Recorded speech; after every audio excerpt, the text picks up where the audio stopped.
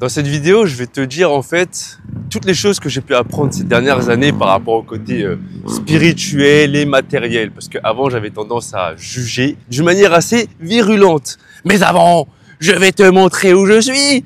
Je suis... Oh mon Dieu. Oh, je suis toujours à Jomtien, hein. Voilà, Pattaya. Je sais pas si tu peux voir aussi bien que moi, mais c'est tellement magnifique en vrai. Franchement, c'est incroyable. Il est 8 h du matin, lendemain de Songkran, le dernier jour, c'était le feu. Est-ce que je vais te montrer des images? Bien évidemment. Enfin bref, avant, je pensais que pour accomplir quelque chose dans cette vie, pour devenir quelqu'un, il fallait être spirituel. Il fallait s'élever, il fallait s'éveiller, il fallait avoir comme but, le but final dans le bouddhisme, atteindre le nirvana. Mais en ayant suivi ce chemin, je me suis perdu dans le sens où mon ego me contrôlait pendant des années parce que je me croyais meilleur que les autres qui n'étaient pas spirituels.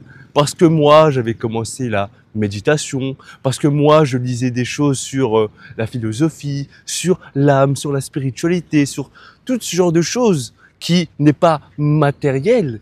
Eh bien, je me permettais de juger ceux qui n'étaient pas sur mon chemin. J'avais vraiment cette critique facile des autres. Est-ce que je peux le nier? J'ai 9 ans de vidéos derrière moi. Hein, tu sais très bien de quoi je parlais avant. Oui, les gens qui travaillent, c'est des esclaves. Oui, les gens qui font la fête, c'est des pauvres types. Oui, les gens qui fument, qui boivent, c'est pour s'oublier, je sais pas quoi. J'avais vraiment ce jugement facile. J'étais là en train de toujours de pointer du doigt. Le truc, c'est qu'avec le temps, j'ai fini par comprendre que, en fait, ça n'a pas de sens de faire cette distinction entre spirituel, matériel, parce que c'est deux faces, une seule pièce. Proclamer qu'on est quelqu'un de spirituel, ça n'a pas de sens. Pour la simple et bonne raison que nous sommes tous des âmes incarnées dans le matériel. On provient tous de la même source. Le clochard, le directeur financier, le prof de sport, le gourou, le philosophe, le puissant du monde, le milliardaire, peu importe qui, le simple salarié dans un rayon de supermarché. Pas de sous-métier, on est d'accord. Bref, peu importe qui, l'animal, le végétal, le minéral, peu importe en fait. Tout ne fait qu'un, un fait tout. Et se proclamer spirituel parce que on a commencé à vivre des expériences métaphysiques, lire des bouquins, méditer, etc. Et se juger spirituel parce que les autres ne le font pas, bah en fait ça n'a pas de sens. C'est vraiment l'ego qui prend le dessus en fait sur tout ça, tu vois. Ça, c'est, je pense, un chemin classique quand tu apprends certaines choses, quand tu commences à t'intéresser, à t'ouvrir à différents aspects de la vie, que beaucoup de personnes autour de toi ne font pas, bah en fait, il y aura cet ego, cette fierté, ce côté vaniteux de se dire « moi, je suis meilleur parce que je fais ça et pas vous ». Et il y a un côté, en fait, où il y a beaucoup de personnes, hein, ça, je dis pas que c'est faux parce que j'ai fait une vidéo qui s'appelle « Mon éveil spirituel », c'est vraiment quelque chose de physique que j'ai connu, mais il y a beaucoup de personnes, quand ils vont commencer à s'intéresser à la spiritualité, c'est pour fuir leur réalité, dans le sens où, parce que leur quotidien est difficile, parce qu'ils ne trouvent pas leur place, parce qu'ils se sentent incompris, parce que quand ils rencontrent des gens, ils n'arrivent pas à discuter avec, bref, au bout d'un moment, ils vont s'isoler, ils vont trouver une sorte de réconfort dans le côté spirituel de la vie. Parce que quand tu es spirituel, tu vas vivre des changements majeurs dans ta vie, tu vas commencer à t'isoler pour te comprendre, etc. Oui, on est bien d'accord sur ça, je suis passé par cette phase-là. Mais dans la vie, en fait, il y a des phases, il y a des moments. Tout est temporaire, en fait, il n'y a rien qui est figé. Si tu es toujours là en mode « ouais, moi je suis tout seul parce que les autres c'est des cons », il faut commencer à se poser la question « est-ce que c'est pas toi le con ?» Parce que si tu rencontres différentes personnes, par dizaines, par centaines, à travers des années, et que c'est toujours les autres qui sont cons, au bout d'un moment, il faut se poser des questions, tu vois. Donc, je sais que, encore une fois, quand je te dis ça, je parle par expérience parce que je suis passé par cette phase. Oui, les autres, ils sont ceci. Oui, les autres, ils sont endormis. Oui, les autres, c'est des esclaves. Alors que, non, depuis le temps, c'est juste moi qui avait cette colère, qui trimballait cette colère et qui l'a donnée aux autres. Et sous couvert de « oui, parce que vous ne faites pas ce que je fais, vous n'êtes pas spirituel ».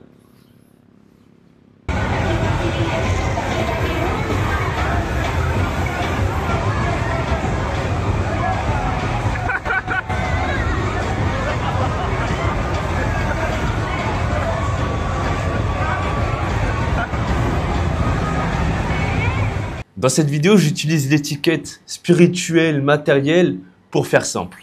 Pour moi, en fait, comme je te l'ai dit, hein, ça n'a plus de sens de dire je suis spirituel, ils ne sont pas, c'est pas quoi, bref, ça n'a plus de sens. Je suis passé par cette phase quand j'étais spirituel, où justement, je me permettais de juger les personnes, surtout les gens aussi qui sont autour de moi. J'ai un frère, un grand frère, de sang, hein, qui est plutôt différent de moi, je dirais même à l'opposé sur pas mal d'aspects. Et pendant des années, entre lui et moi, ça a été la guerre parce que j'étais spirituel et il était matériel. Consommer beaucoup de choses, acheter les dernières nouveautés, etc., beaucoup d'objets, etc. Et moi, je me battais contre lui, on va dire, parce que je pensais être dans le vrai, je pensais être dans le juste. Qui fait que tout ce qu'il faisait, j'avais mon avis.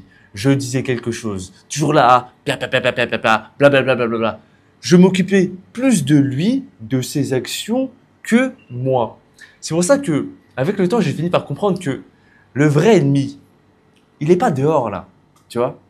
C'est dedans, c'est tout ce qui te compose, parce que ce monde n'est qu'un reflet de ton propre monde. Et avec le temps, quand j'ai vraiment fini par comprendre, intégrer dans la logique, en fait, j'ai cessé de me battre contre ce monde-là, parce que je me dis que tout ce que je vis, tout ce que j'expérimente, je l'ai juste implémenté en moi, qui fait que je vais le refléter à l'extérieur. Parce que je pensais être éveillé, parce que je pensais m'être réveillé, connaître la vérité de ce monde. J'étais face à des endormis. C'est pour ça que aujourd'hui, j'utilise plus vraiment ces termes. Je m'en fous en fait. Je me dis que juste, c'est une expérience. J'ai mon expérience à travers cette identité, à travers ce prisme, à travers cet ego. Les autres, c'est pareil. Mais le fond, quand tu creuses, quand tu fouilles, quand tu vas vraiment profondément, c'est pareil en fait. On ne fait qu'un. Aujourd'hui, je suis plus dans la phase où je matérialise ma pensée. C'est aussi simple que ça. Donc, il y a quelques années en arrière, quand je me battais contre mon frère parce que j'étais spirituel et il était matériel, des années plus tard, je me retrouve à faire ce qu'il a fait depuis toutes ces années en fait. La vie, c'est un tout. C'est pas spirituel. C'est pas matériel. Comme j'ai pu le dire précédemment, c'est juste une seule pièce, deux faces.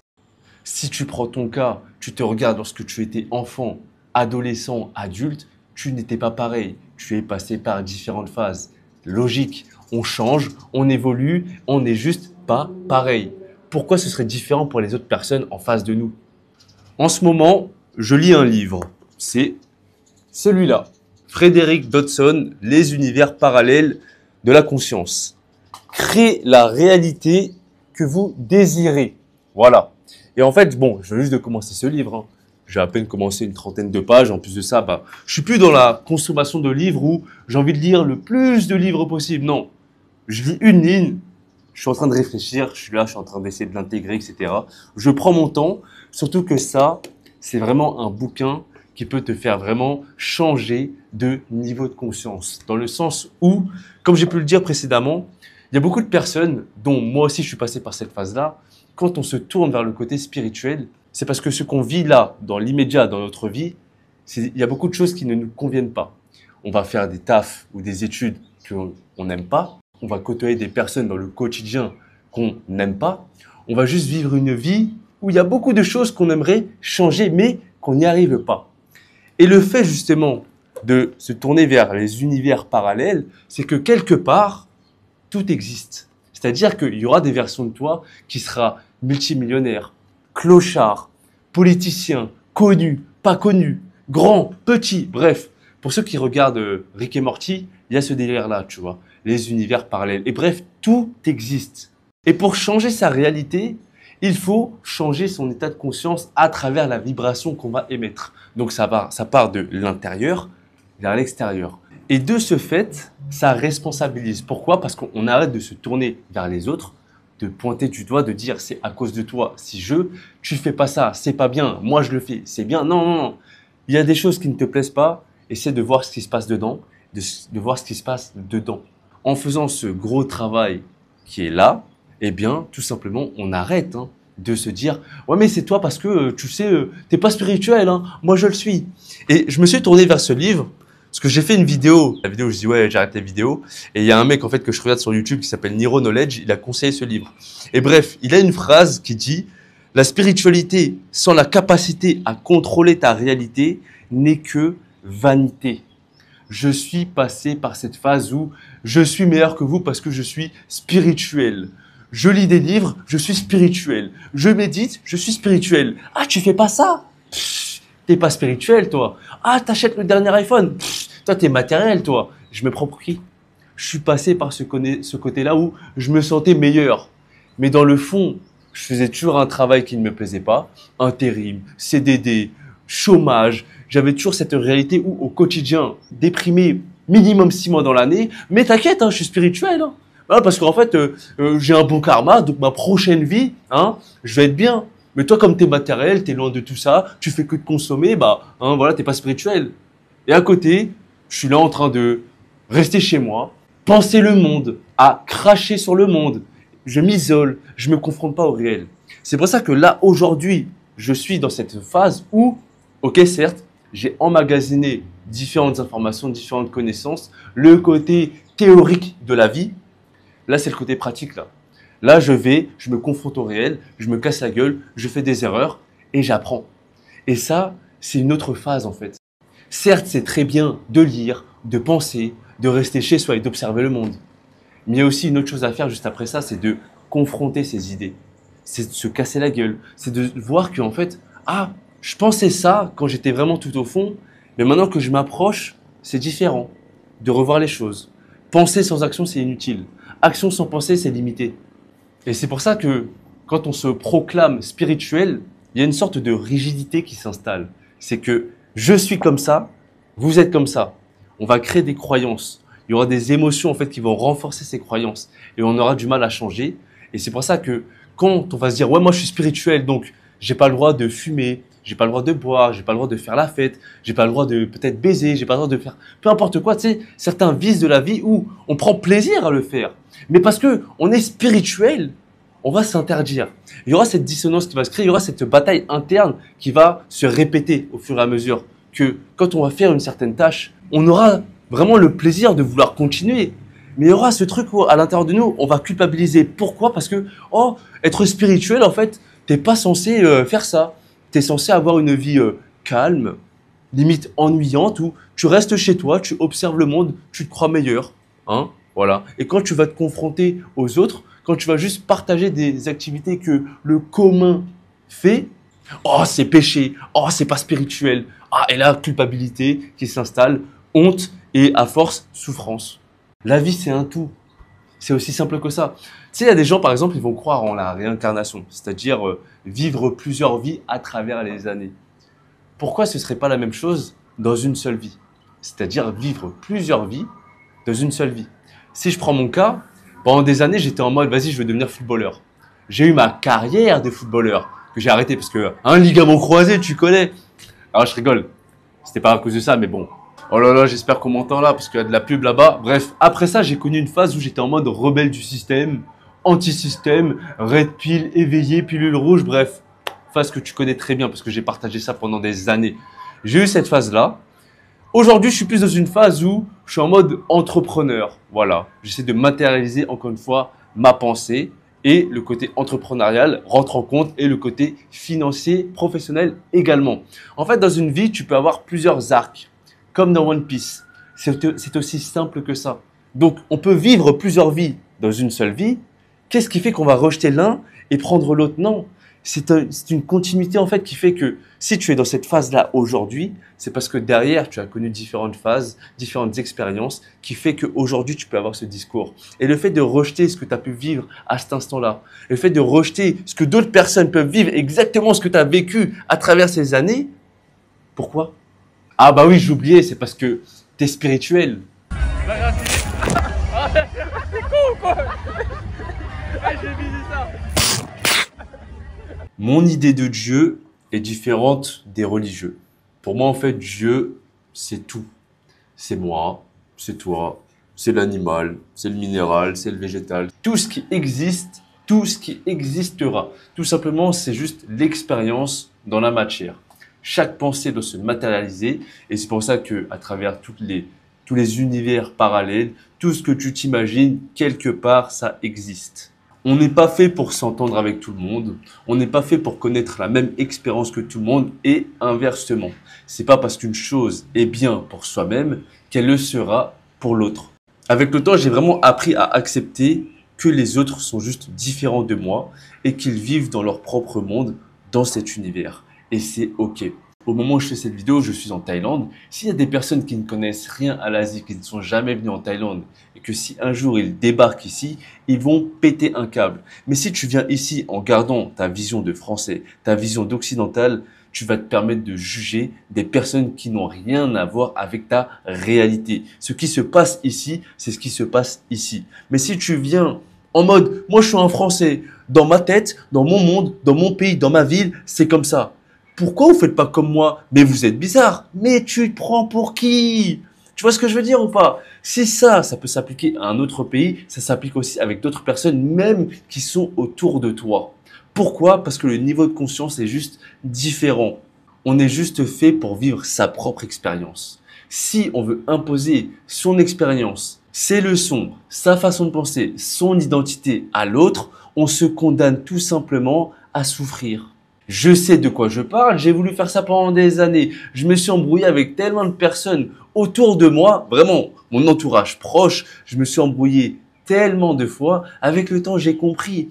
Et c'est là, en fait, que j'ai compris la puissance, en fait, de l'amour aussi des autres qui peuvent me porter, bien qu'ils ne soient pas avec de grands guillemets spirituels, c'est que j'ai pu critiquer, j'ai pu dire des dingueries, mais quelque part, ils traînent toujours avec moi. Ils m'ont quelque part même, je te dirais, pardonné. Et ça, en fait, ça traduit encore plus leur amour pour moi que le mien pour eux. Mais j'ai voulu les changer parce que je me sentais pas bien dans ce monde. Parce que j'avais pas encore fait cet équilibre entre le spirituel et le matériel. J'avais tendance à les opposer. Alors que ça ne fait juste un. Je le répète, tout dans ce monde doit exister. Des gens qui sont pas au même niveau de conscience que toi, des gens qui sont plus avancés que toi, et du coup, leurs actions, leurs émotions, tout ça, toutes les pensées qui s'accompagnent, ça doit exister et donc ça doit se matérialiser. La question, c'est comment tu réagis par rapport à ça.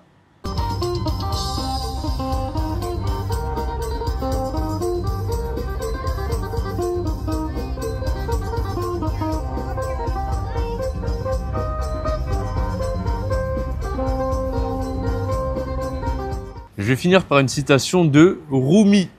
Hier, j'étais intelligent, alors je voulais changer le monde. Aujourd'hui, je suis sage, alors je me change moi-même. Et oui, quand tu commences à t'informer, à lire des bouquins, à regarder des vidéos, écouter des podcasts, tu te crois intelligent, tu es là, tu étales ton savoir. Et donc forcément, tu te remplis l'ego de vanité. Et comme tu veux changer le monde, tu es tourné vers l'extérieur, tu es tourné vers les autres. Mais confronter son propre monde au monde des autres, c'est perte de temps. Donc le plus gros travail à faire est sur soi. Mais ça, l'ego n'aime pas parce que ça nécessite de se remettre en question. Ça nécessite de voir sa propre responsabilité dans les problèmes qu'on peut avoir, dans les torts qu'on peut avoir, de se dire par moment, je peux avoir tort. Par moment, demander pardon. Par moment, dire je ne sais pas. Et c'est pour ça que dans ces cas-là, en fait, le fait d'être incompris par les autres pousse à s'isoler. Mais tout ce que ça fait, c'est aussi de renforcer cette séparation entre les autres et nous. Alors que, je le répète, nous sommes tous qu'un. Bref, je te remercie de m'avoir écouté.